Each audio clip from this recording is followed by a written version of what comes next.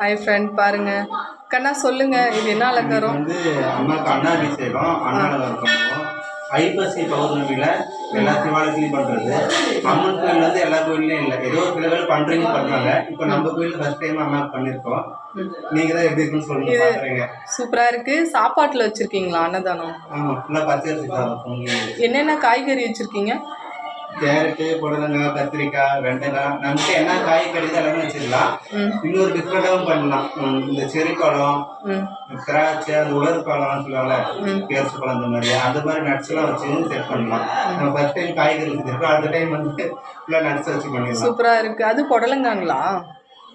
புடலங்காய் ரவுண்டா இருக்குது. இது வெத்தலை பழம் ஆஞ்சநேயர் போடுற மாதிரி அப்படியே செட் பண்ணுது. அது ஒரு வாழைப்பழத்தோட நம்ம சிறப்பு கொடுக்குற மாதிரி. அது சந்தனத்துல பண்ணிருக்கீங்களா? அது என்னது? இது மஞ்சள் சாதம். மஞ்சள் சாதங்களா? கொஞ்சம் கலர் டிஃப்ரெண்ட் தெரியுங்களா?